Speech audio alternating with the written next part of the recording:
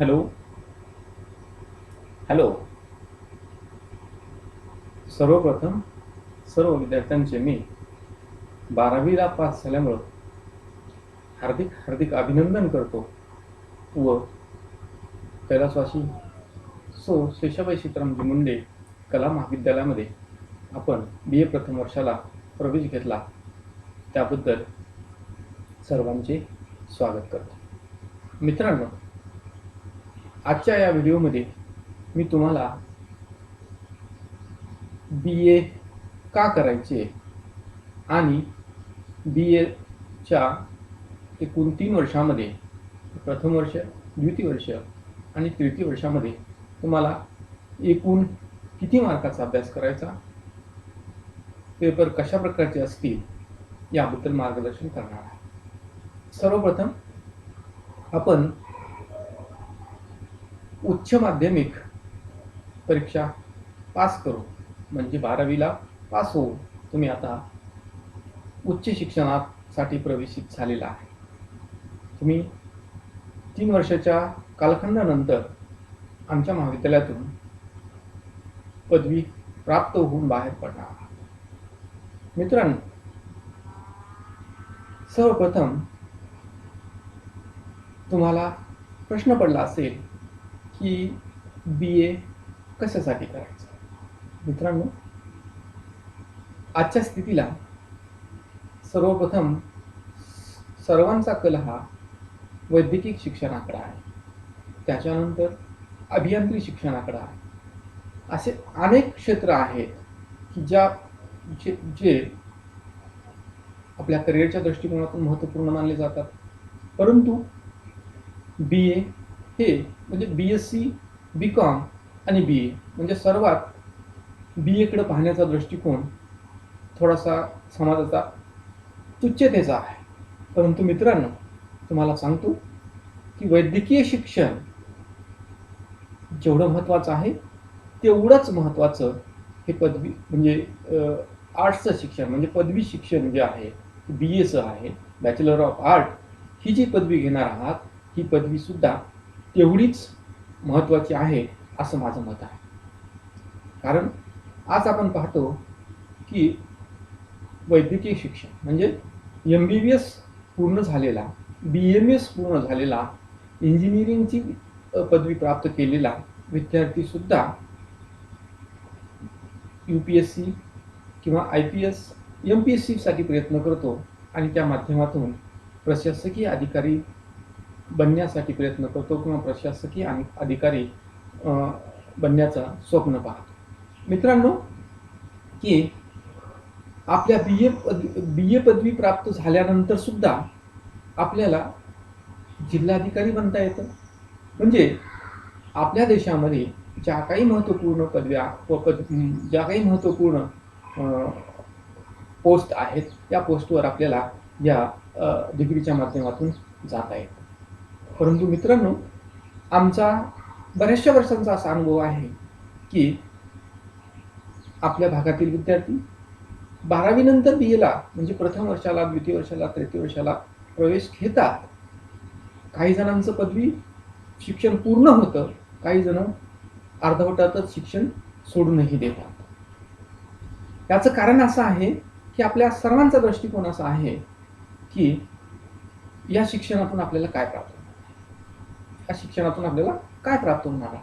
परंतु मित्रांनो, मी तुम्हाला सांगतो की कुठलंही शिक्षण ते तेवढ्याच महत्त्वाचं आहे की जे आपण जे की इतर शिक्षण महत्त्वपूर्ण समजतो तेवढ्याच महत्त्वाचं हे BA पदवीचं शिक्षण सुद्धा आहे.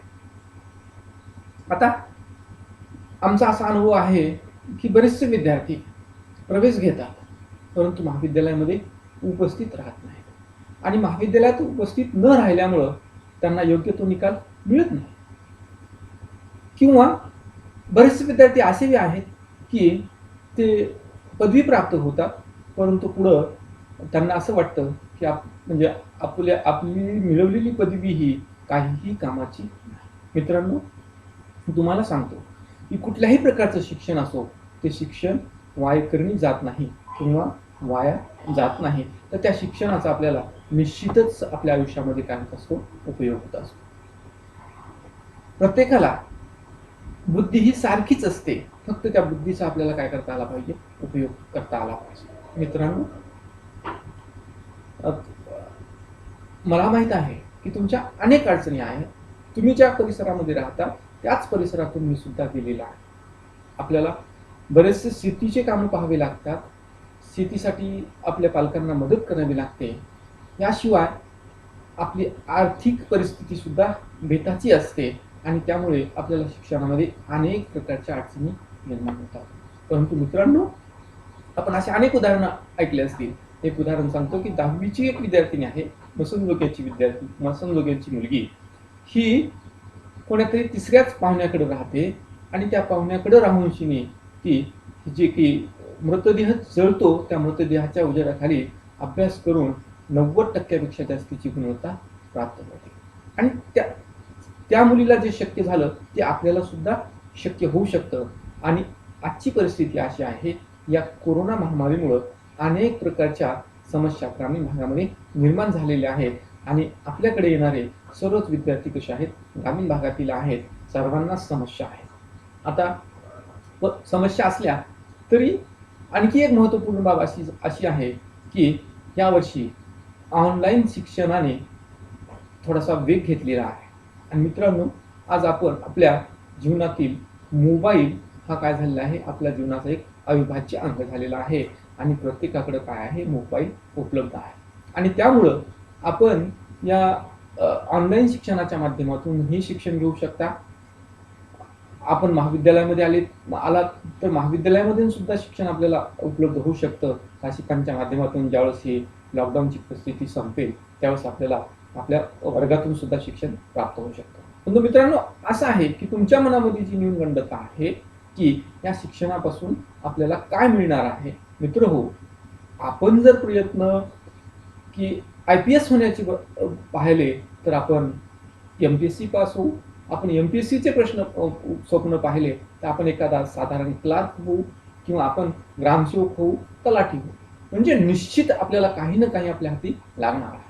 आपल्या हाती काहीच नाही लागणार, म्हणजे यापैकी काहीच जरी लागणार नसलं तर आपण त्या पदवीमुळे किमान एक सुज्ञ नागरिक जरी बनलो तर आपल्या आयुष्याची ही एक फार मोठी कमाई असेल. आणि म्हणून आपण पदवीचं शिक्षण मेहनतीने पदवी प्राप्त करणे.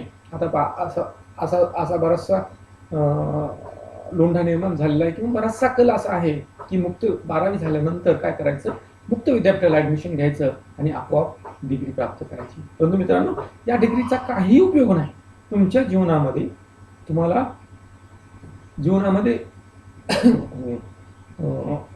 पुढे जाण्यासाठी किंवा इतरांशी समाजामध्ये वागण्यासाठी जर तुम्हाला चांगल्या प्रकारचं शिक्षण मिळालं तर याचा निश्चितच तुम्हाला काय होऊ शकतो, फायदा होऊ शकतो. आणि म्हणून तुमच्यामध्ये ज्या काही क्षमता आहेत त्या क्षमतेच्या आधारावर ऑनलाईन असेल ऑफलाईन असेल ज्या माध्यमातून शिक्षण मिळेल त्या माध्यमातून शिक्षण घेऊन आपण खऱ्या अर्थाने म्हणजेच अभ्यास करून आपण जर पदवी प्राप्त केली तर आपल्याला निश्चितच आपलं पुढील जीवन जगण्यासाठी काय होईल, फायदा होईल याची मला शाश्वती आहे. म्हणजे की आपण एक चांगला नागरिक जरी बनलो, किमान आपल्याला कोणी इतर फसवणार नाही एवढ्या पुरतं जरी आपल्याला ज्ञान प्राप्त झालं तर ह्या डिग्रीचा तुम्हाला निश्चितच आयुष्यामध्ये उपयोग झालेला असेल असं माझं मत आहे. आणि मित्रांनो, ही सर्वांना सारखीच बुद्धी दिलेली आहे, सर्वांच्या क्षमता सारख्याच आहेत. आपण जर प्रयत्न केले तर आपल्या महाविद्यालयाचा विद्यार्थी सुद्धा जिल्हाधिकारी बनू शकतो, शिक्षक बनू शकतो. आणि म्हणून आपण त्या दृष्टीने प्रयत्न करणं जरुरी आहे.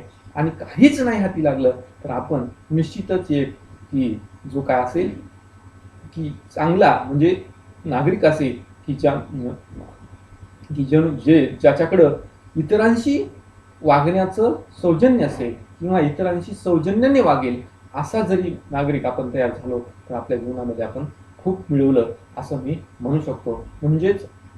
म्हणून पदवीचं शिक्षण किंवा पदवीधर असणं अतिशय आयुष्यामध्ये महत्त्वपूर्ण आहे. विद्यार्थ्यांनो, आता तुम्ही 12वी पास होऊन काय झालेलं आहे, BA प्रथम वर्षाला आलेला आहे. 12वी पर्यंतचा जो जी रचना होती किंवा जो फॉर्मॅट होता तो थोडासा वेगळा होता आणि BAचा फॉर्मॅट थोडासा कसा आहे, वेगळा आहे.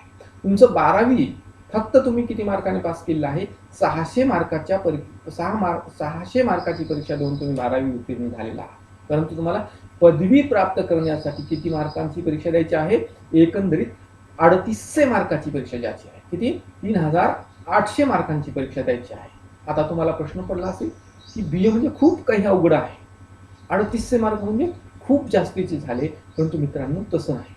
त्यांच्यामध्ये कसे आहे, हे 3800 मार्क कसे आहेत, 1200 मार्क प्रथम वर्षाला, 1300 मार्क द्वितीय वर्षाला आणि 1300 मार्क तृतीय वर्षाला, अशी आपली एकंदरीत 3800 मार्कांची काय आहे, विभागणी आहे. याच्यामध्ये पुन्हा आणखी 3800 मार्कापैकी म्हणजे प्रत्येक तुम्हाला समजा प्रथम वर्षाला किती पेपर आहेत, प्रथम वर्षाला तुम्हाला 8 पेपर असतील. तर 8 पेपरपैकी प्रत्येक पेपरमध्ये तुम्हाला काय आहे की एक म्हणजे प्रथम वर्षाला तुम्हाला 8 आणि 8 16 पेपर असतील. म्हणजे फर्स्ट सेमिस्टरला 8 पेपर, सेकंड सेमिस्टरला 8 पेपर. तसंच द्वितीय वर्षाला तिसऱ्या सेमिस्टरला 8 पेपर, चौथ्या सेमिस्टरला 8 पेपर. तसेच BA तृतीय वर्षाला 5व्या सेमिस्टरला 8 पेपर, 6व्या सेमिस्टरला 8 पेपर आणि याशिवाय तुम्हाला BA द्वितीय वर्षाला SEC म्हणजे स्किल एन्हान्समेंट कोर्सच्या माध्यमातून तिसऱ्या सेमिस्टरला 50 मार्क, चौथ्या सेमिस्टरला 50 मार्क, 5व्या सेमिस्टरला 50 मार्क आणि 6व्या सेमिस्टरला 50 मार्क, असं SEC 200 मार्काचं आहे. या SEC मध्ये 200 पैकी 100 मार्क हे काय आहेत, इंटरनल आहेत आणि 100 मार्काची तुमची परीक्षा विद्यापीठामार्फत. त्याचप्रमाणे याच्यामध्ये प्रत्येक पेपरमध्ये म्हणजे जसं की पहिल्या सेमिस्टरला 8 पेपर आहेत. 8 पेपरमध्ये पहिला पेपर कसा असेल, एक पेपर प्रत्येकाला कंपल्सरी इंग्लिशचा असेल. दुसरा पेपर सेकंड लँग्वेजचा म्हणजे मराठी किंवा हिंदीचा असेल. त्याच्यानंतर तुम्ही जे काही विषय निवडलेले आहात ते तुम्हाला 3 विषय निवडायचे आहेत. 3 विषय म्हणजे समजा उदाहरणार्थ तुमचं असेल राज्यशास्त्र, समाजशास्त्र आणि अर्थशास्त्र असेल तर तुम्हाला प्रत्येक सेमिस्टरला समाजशास्त्राचे 2 पेपर असतील, अर्थशास्त्राचे 2 पेपर असतील आणि राज्यशास्त्राचे 2 पेपर असतील. म्हणजे या 3 ऑप्शनल विषयाचे 6 पेपर प्लस एक कंपल्सरीचा पेपर प्लस एक सेकंड लँग्वेज म्हणजे द्वितीय भाषेचा पेपर, असे 8 पेपर असतील. या 8 पेपरपैकी प्रत्येक पेपरमध्ये काय आहे की 35 मार्काचं इंटरनल आहे. म्हणजे 35 मार्काची अंतर्गत गुणासाठी परीक्षा, अंतर्गत मूल्यमापन आहे आणि 40 मार्काची परीक्षा ही विद्यापीठ घेतं. म्हणजे 75 पैकी 8 पेपरपैकी प्रत्येक पेपर कसा आहे, 75 मार्काचा आहे. कंपल्सरी इंग्लिश 75 मार्काची, 75 मार्कापैकी 35 मार्क हे अंतर्गत आहे. अंतर्गत म्हणजे कॉलेज असेसमेंटचे आहेत आणि 40 मार्क हे विद्यापीठ असेसमेंटचे आहेत. त्याचप्रमाणे द्वितीय भाषेमध्ये सुद्धा कसं आहे की 35 मार्क हे अंतर्गत मूल्यमापनाचे म्हणजे कॉलेज असेसमेंटचे आहेत आणि 40 मार्क हे विद्यापीठ परीक्षेचे आहेत. असंच हे जे दुसरे तुमचे जे ऑप्शनल 3 विषय आहेत, या ऑप्शनल 3 विषयाचे सुद्धा कसे आहेत, प्रत्येक पेपरमध्ये 35 मार्काचं कॉलेज असेसमेंट आणि 40 मार्काचं विद्यापीठ परीक्षा घेईल. अशा तऱ्हेने तुमची प्रत्येक सेमिस्टरमध्ये काय होईल, परीक्षा होईल. म्हणजे साधारणतः या 3600 मार्कापैकी 1600 मार्क हे कशा, 3600 पैकी साधारणतः 1600 मार्क हे कशाचे आहेत, अंतर्गत म्हणजे कॉलेज असेसमेंटचे आहेत आणि 2000 मार्क हे कशाचे आहेत, विद्यापीठ असेसमेंटचे आहेत किंवा विद्यापीठाने घेतलेल्या परीक्षेचे आहेत. त्याच्यामुळे घाबरून जाण्याचं काहीही कारण नाही. आणि मग घाबरून जाण्याचं काहीही कारण नाही. आणि तुम्ही मात्र काय केलं पाहिजे की अभ्यास चांगल्या तऱ्हेने केला पाहिजे आणि त्यानुसार तुम्ही जर पदवी मिळवली तर निश्चितच तुम्हाला या पदवीचा स्पर्धा परीक्षा देण्यासाठी फायदा होईल. स्पर्धा परीक्षेच्या पात्रतेचे तुम्ही जर घडला नाही तर किमान तुम्ही चांगला नागरिक बनण्यासाठी तरी निश्चितच तयार व्हाल असं माझं मत आहे. आणि म्हणून तुम्ही घाबरून न जाता हे जे काही ऑनलाईनच्या माध्यमातून आमच्या महाविद्यालयातून प्राध्यापकांनी तयार केलेली जी काही व्हिडिओ आहे, ह्या व्हिडिओच्या माध्यमातून, ऑनलाईन क्लासेसच्या माध्यमातून, महाविद्यालयामध्ये क्लास सुरू असताना या क्लासेसच्या माध्यमातून तुम्हाला जेवढं शक्य आहे, तुमच्या परिस्थितीवर मात करून तुम्हाला जेवढं शक्य आहे तेवढं तुम्ही जर ज्ञान घेत गेला तर निश्चितच तुम्हाला याचा तुमच्या आयुष्यामध्ये उपयोग होईल. आणि म्हणून तुम्ही या पदवी तर निश्चित प्राप्त कराल, परंतु पदवी तुम्ही चांगल्या पद्धतीने पास व्हावी अशी आमची अपेक्षा आहे. आणि म्हणून प्रत्येकानं आपल्याकडे जे काही आहे त्याच्यापेक्षा अधिक चांगल्या प्रकारचं कसं देता येईल, आपल्यामध्ये जे आहे त्याच्यापेक्षा अधिक चांगलं कसं आपल्यामध्ये निर्माण करता येईल, या दृष्टिकोनातून प्रत्येकानं प्रयत्न केला पाहिजे. आणि त्या दृष्टीने प्रयत्न करून आपण काय केलं पाहिजे, जीवनामध्ये यशस्वी झालं पाहिजे. मित्रांनो, या व्हिडिओच्या माध्यमातून तुम्हाला BA का करायचं आणि BAची पेपरची रचना कशा प्रकारची असेल, म्हणजे एकूण किती गुणांची परीक्षा असेल आणि त्या पेपरमध्ये अंतर्गत आणि विद्यापीठ म्हणजे कॉलेज असेसमेंट आणि युनिव्हर्सिटी असेसमेंटचे किती किती गुण असतील हे मी ह्या व्हिडिओच्या माध्यमातून देण्याचा